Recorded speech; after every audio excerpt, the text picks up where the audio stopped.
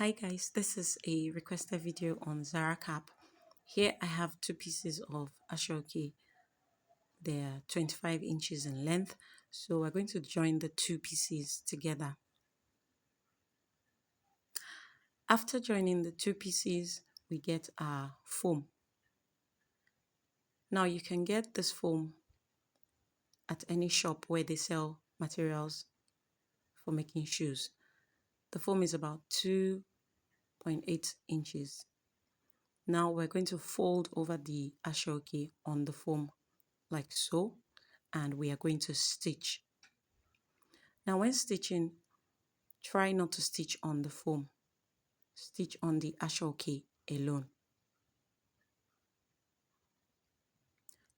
Once we are done, we bring it back to our table and then we pull out the foam. Now, there are several ways of making Zara Cap. However, this is just my own method I am showing you. Now, after pulling out the foam, we fold the ashoke in a way that the seam is almost at the middle. You might not understand it the way I'm saying it, but just look at what I'm doing. I'm folding the ashoke, bringing the seam to almost the middle. Now, after doing this, you can make sure it stays in place by pressing it with your hot iron. And once we're done doing that, this is what it would look like. Then we bring back our foam and we put it back in. Now this part might not be easy for you to do, but just take your time and put the foam back into the ashoke. And then once we are done with that, we fold it and we take our measurement. Now the head size for this is about 23 inches, which is 11.5 on fold. So we're going to measure 11.5 and stitch at that 11.5 point. Now when stitching, we stitch just from that point, just from that fold, we stitch down. I've stitched it and you can see what I'm saying is just from that fold. Once we're done with that, we draw a curve at the top like this. We're going to cut that out. Now you can use your hot scissors or you use a soldering iron like I did.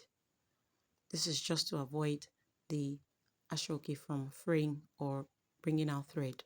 If you're not going to overlock or weave it, this is a good option for you. Now once we're done with that, we take it back to our table and we fold it back out like this.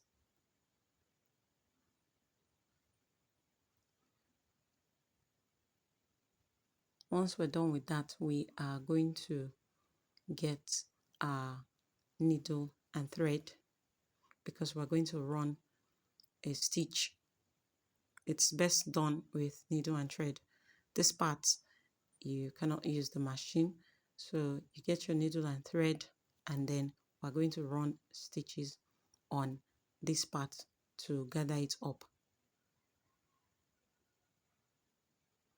So you get your needle and thread and then run the stitch. Run it all through.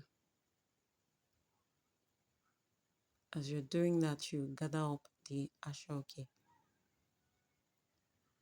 Once you're done gathering it and bunching it up together, you secure your stitch. And this is just the base. This is just what a Zara cap looks like. Now, after this point, you can decide to tweak it to your taste.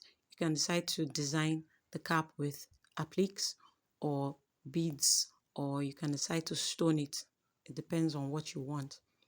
But I am going to do my own design on this. So what I'm going to do is to get my wadding.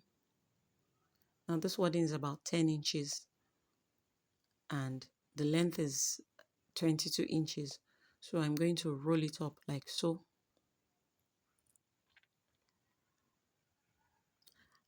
I'm going to roll up my wadding, and then once I'm done rolling it like this, I would get my ashoke.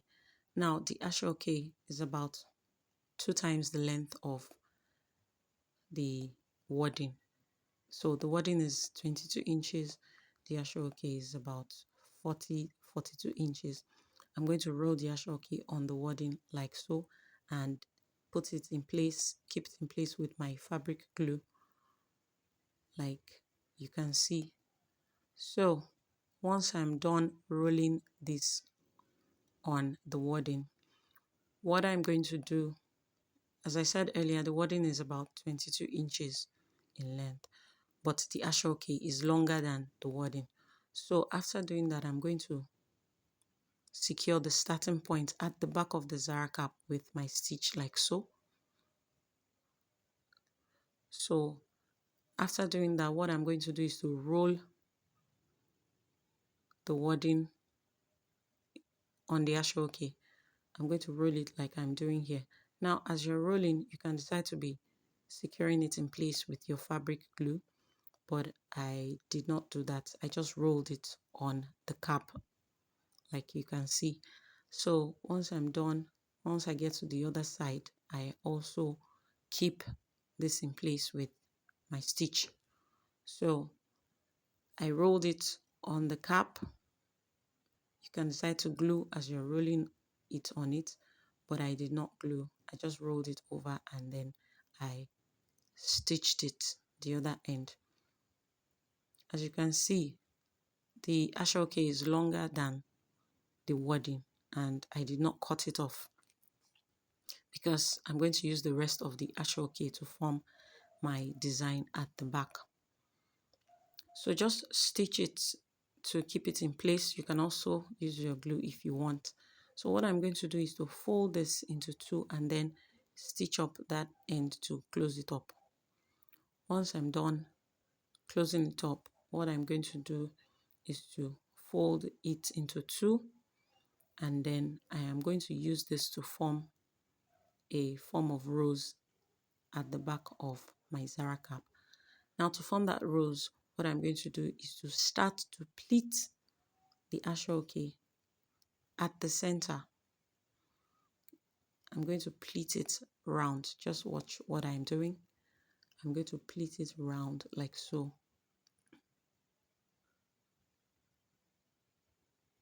Okay, so you pleat round. As I said, the ashoke is about twice the length of the wadding.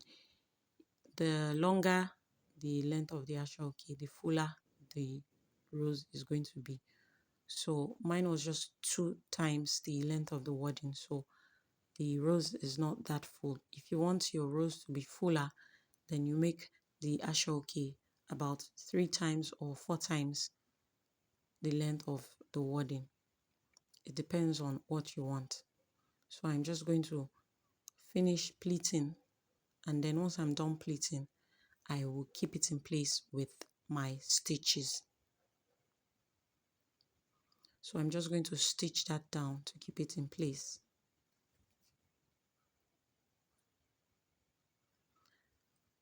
And here is what our Zara cap looks like. Please like and share. Thank you.